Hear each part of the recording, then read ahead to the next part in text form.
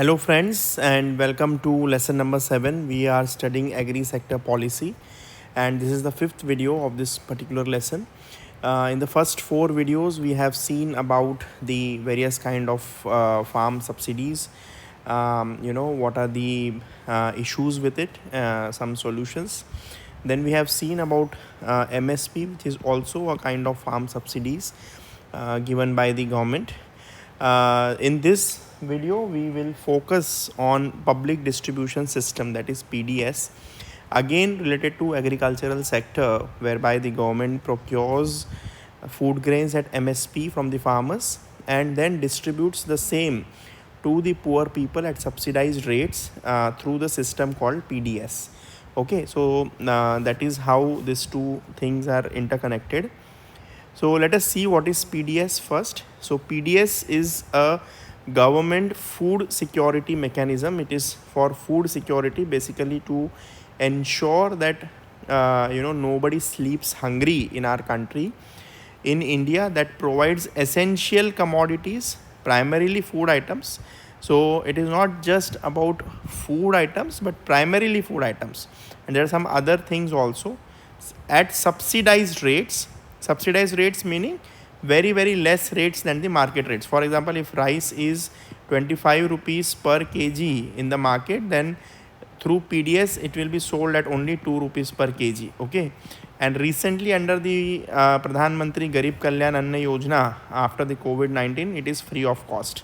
Okay, so that is the meaning of subsidized rates, to ensure affordable access for poor and vulnerable groups. Okay, so this is the food security mechanism that is called PDS.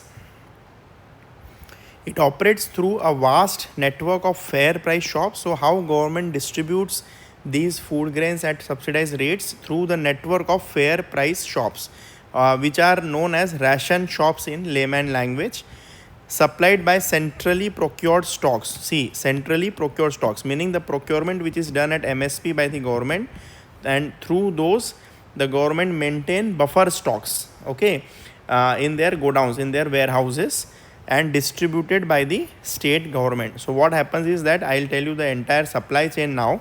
So farmers, they will produce the food grains, it will be sold to the government, that is FCI, at MSP. Then the FCI will store it in its warehouses or godowns. Okay, so this is known as buffer stock.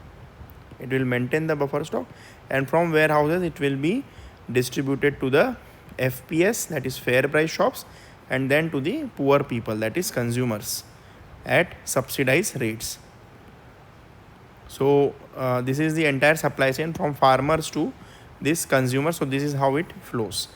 And here also, in order to maintain this buffer stock, we have seen in the previous video that the government spends almost rupees 10,000 crore per annum to maintain these buffer stocks for the maintenance of those godowns and warehouses. So this is the entire supply chain. Now, what are the various key objectives that are achieved through the PDS? One is food security for the poor. This is the primary objective. Then the price stabilization is also there. So, even if there are some market fluctuations of the prices depending on the demand and supply, price stabilization will be there. At a fixed price, at a very low price, the poor people will be able to access food. Buffer stock offloading, prevent wastage by distributing excess food grain procured by FCI. So basically this food grain which is procured, it is distributed through PDS so that buffer stock can be utilized, and it ultimately meets your sustainable development goal number 2, that is zero hunger and malnutrition is reduced. So these are some of the key objectives that are achieved through PDS. Okay, just try to remember this. Then what is the scale of PDS in our country? Let us try to look at some of the statistics. So it covers almost 80 crore beneficiaries, 2/3 of India's population under NFSA. NFSA is National Food Security Act. This was enacted in 2013 in order to give food as a statutory right. Okay, right to food as a statutory right, which is a kind of legal right. So now the food, before 2013 it was an entitlement. Before 2013 it was a welfare scheme. So government was doing welfare for the people, but now it has become an entitlement. Okay, it has become a statutory right under this act. We will see about this act in the upcoming videos. It provides 5 kg of rice or wheat per person on the monthly basis at 2 or 3 rupees kg or free under Pradhan Mantri Garib Kalyan Anna Yojana. Okay, so 5 kg per person is given. So in a family, if there are 5 members in the ration card, so they will get 5 multiplied by 5, 25 kg of rice for that month, per month. In 2025, Pradhan Mantri Garib Kalyan Anna Yojana was extended to ensure free food grains addressing post-COVID insecurity. Okay, so this was introduced after COVID. Then evolution and functioning, how PDS evolved over a period of time, that we'll see, and how it is functioning currently. So let us see pre-1997, that is before 1997, there was universal PDS, provided subsidized food to everybody. Okay, universal meaning everybody regardless of rich or poor, leading to inefficiency and high cost. Okay, so the government was giving free food to everybody. There is even more history to this. It started during 1940 Second World War as a wartime supply, and then it continued. There were several famines and all those things also. Then it continued after independence also. In 1997, up to 1997, there was universal PDS, meaning the supply of food grain at subsidized price was given to everybody. But obviously, everybody doesn't need that kind of support. So it led to inefficiencies, leakages, high cost to the government. So in 1997, what happened? Government shifted to targeted PDS. Targeted PDS meaning to focus only on the poor people, that is BPL families. BPL is below poverty line families. Okay, below poverty lines families. So then from universal PDS, they shifted to targeted PDS, meaning giving only to the targeted people, that is poor people. And in 2013, NFSA was enacted, which is National Food Security Act. It formalized targeted PDS. Okay, so targeted PDS was still continued, but now it became formal. It became official through this act, and it became a statutory act which covered 75% of rural and 50% of urban population. So friends, NFSA is not just limited to targeted PDS, but there are other things also involved in this. Targeted PDS is one of the programs under the NFSA. So we'll see about NFSA in the upcoming video, but try to understand that NFSA is the act in 2013 which formalized targeted PDS. Okay, which gave targeted PDS as a statutory right to the people, right to food.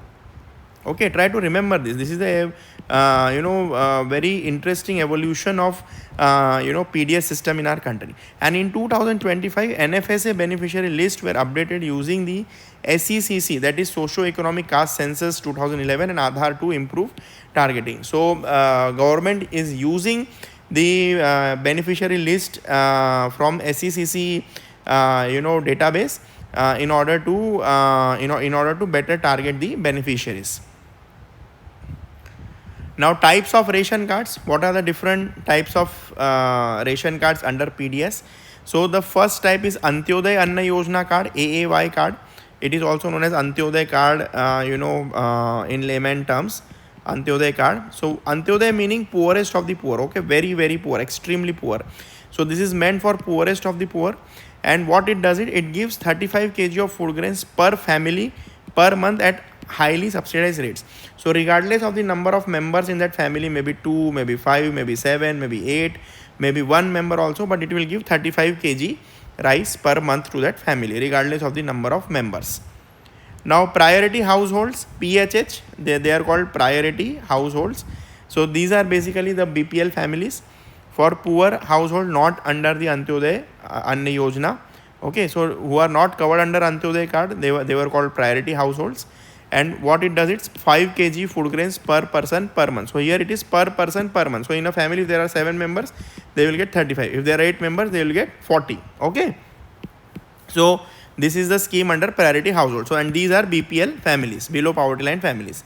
And then there were above poverty line and below poverty line family classification. These were the older categories, largely replaced by the NFSA 2013. Okay, so just try to understand this evolution and functioning. So functioning here is that, as I have already told you, Food Corporation of India, FCI, procures grain at MSP, stores them and distributes them via fair price shops. This supply chain I have already explained to you. Subsidies, what are the subsidies given? Rice it is sold at 3 rupees per kg, wheat at 2 rupees per kg, and coarse grains, that is bajra, jowar, at 1 rupees per kg for priority household. So these are the subsidized rates for the priority households and AAY also. Digitalization, how digitalization is brought into this PDS system. So there is now EPOS machines, small machines, okay, where you take fingerprint or iris scanner, so basically to authenticate the Aadhaar. And sale is also recorded in this, that this person has come and they have given this much of rice to that person or wheat to that person, and it automatically gets updated in the system. So this machine is connected to the system also. The dashboard will show all the information. So it is point of sale biometric authentication of FPS to reduce leakages, so that the benefit actually goes to the intended beneficiary only, and not it is leaked out of the system. Aadhaar seeding is done, links beneficiary Aadhaar to PDS for transparency. One nation, one ration card. Okay, this is an important update recently. It allows migrants to access PDS benefits anywhere in India. So, there are many people who migrate out of their hometowns. For example, people from Bihar, they have migrated to say Karnataka or Tamil Nadu, or people from Odisha, they have migrated to Maharashtra, Punjab, etc., Rajasthan, to find some jobs, to find some employment, or to Gujarat, and they have ration card back in their villages in Odisha or Bihar. So now under this scheme, they can access this ration in these states also, okay, where they are actually working. By 2025, this one nation, one ration card covered 80 crore beneficiaries across 5.38 lakh FPS, enabling 10 crore portability transaction. Okay, so look at the success of this system. Now, what are the various limitations and challenges of PDS system? Leakages and diversion. First one, NFSA leakage, almost 36% of grains diverted to open market. So what they do is, instead of giving it to the beneficiaries, they will sell it in the open market. So this is a kind of corruption. As per the CAG report of 2016, there are a lot of ghost beneficiaries, middlemen, siphon of subsidized grains in states like UP. So for example, if somebody's name is there in the ration card, okay, and he dies, okay, so one member of the one family member dies, but it does not get updated. Okay, so the name of that dead person should be deleted from the ration card, but they don't get these names don't get deleted, and the ration which was supposed to be given to that person is still shown in the system that it is given, but it gets diverted and siphoned off to other markets. So these are some of the leakages and diversions. Then there are exclusion inclusion errors, IE errors. Poor identification leads to deserving household being excluded and ineligible ones being included. Again, kind of implementation challenge. SECC 2011 base list are outdated, missing new poor. So see, this is 2011. We are now in 2025. 14 years old list we are still following. In these 14 years, many people must have died. Many people must have born. Must have been born. So we need to update this list. It is an outdated list. So many people face problem at the ground level. They say that now we have 2 kids and their names are not in the ration card. We are not able to get the benefit. So these kind of problems come, and they are inclusion exclusion errors. Then poor quality grains, the quality of food grain that is given in the PDS, again it is a concern. Substandard or adulterated grains distributed in some FPS. Complaints in Bihar about unfit rice in PDS shops. So again, very, very common. Regional disparities are there, from one state to the other.